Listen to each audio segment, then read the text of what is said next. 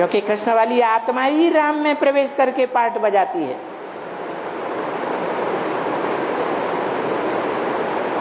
काम के आधार पर नाम अलग अलग दे दिए हैं। श्रीनाथ जगन्नाथ हैं एक ही, ये अलग अलग हैं। एक ही व्यक्तित्व का नाम है श्रीनाथ, वो ही व्यक्तित्व जगन्नाथ। जैसा काम किया उस समय वैसा नाम पड़ गया। राम ही रावण बनता है, राम ही रावण बनता है, ये क्या संबंध एक के पहले या बाद? रावण का मतलब क्या है? जो लोगों को, संसारी लोगों को रुलाता है। तो इब्राहिम वाली आत्मा या क्राइस्ट वाली आत्मा, 200-250 करोड़ क्रिश्चियंस क्राइस्ट को बाप मानते हैं। उनको सात्विक स्टेज में सुख देने का श्रेय निमित्त मात्र क्राइस्ट वाली आत्मा को मिलता है। जब सतो प्रधान है तो मिलता है, फॉलोअर्स सत्व प्रधान है तो लेते हैं। वही धर्मपिता और उसके फॉलोअर्स जब सृष्टि के अंत में तामसी बनते हैं तो अपने सारे ग्रुप को, सारे परिवार को, 200-250 करोड़ क्रिश्चियंस को दुख देंगे या सुख देंगे? वो हैं हद के बाप। कौन?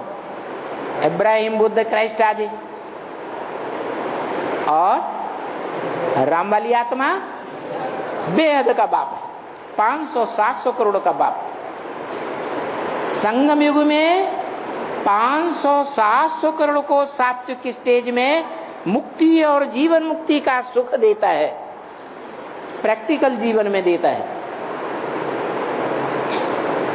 देकर जाता है या नहीं जाता है? देकर जाता है। वही आत्मा कलयुग के अंत में जब महामृत्यु का समय होता है तो सारी मनुष्य सृष्टि के विनाश का निमित्त कहा जाता है। तो बड़ा रावण कौन हुआ है? राम ही रावण बनता है। वो रावण बनने में भी बाप और राम बनने में भी बाप है। समय अनुसार है। इसलिए बोला समय को ऊंचा कैसे कहेंगे? समय जड़ है या चैतन्य है? जड़ है। चैतन्य ताकतवर होता है या जड़ ताकतवर होता है? चैतन्य ज्यादा ताकतवर होता है। तो जो चैतन्य ज्यादा ताकतवर होता है वो जड़ को चेंज करेगा या जड़ चैतन्य को चेंज करेगा? तो समय को परिवर्तन करने वाला कौन है? है? कौन आत्मा? जो सारे समय चक्र को क्रॉस कर जाए।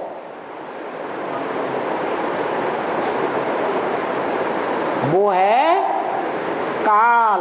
काल माने समय, काल चक्र। एक ही समय पे राम किसी के ऊपर राम है और किसी के साथ रावण है। एक ही समय पर राम कभी किसी के ऊपर राम बनता है और कभी किसी के ऊपर रावण बनता है। क्या फायदा पॉसिबल?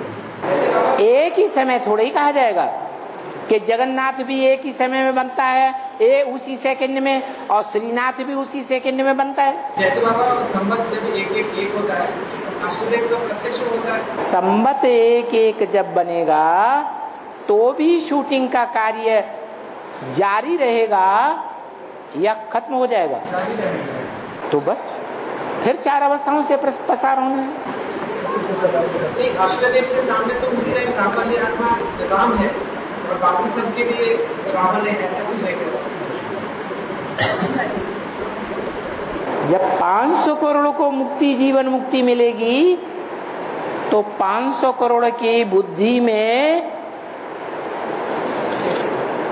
सुखदाता कौन है? तो जो सुखदाई है वो ही तो सबको याद आएगा।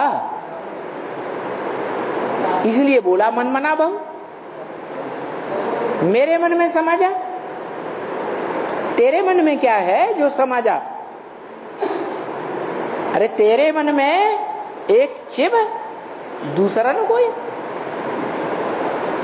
बिंदु है उसके मन में, नो संकल्प एट ऑल, कोई दूसरा संकल्प नहीं। तो 500-700 करोड़ किस स्टेज में समा जाएंगे? बिंदु रूप में समा जाएंगे।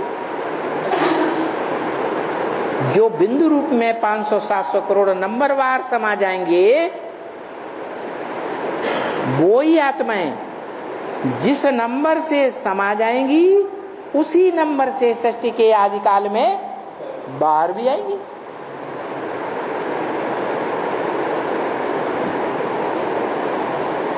उसी बीज से सारी मनुष्य सृष्टि का विस्तार होता है।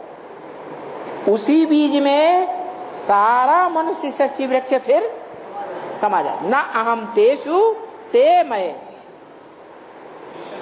मैं उन सब में नहीं हूं, पत्तों में, तनों में, डालियों में, फलों में, फूलों में, लेकिन वो सब मेरे अंदर है। ये कौन सी आत्मा ने कहा? शिव ने कहा या मनुष्य सृष्टि के बाप ने कहा? है? मनुष्य सृष्टि के बाप ने कहा।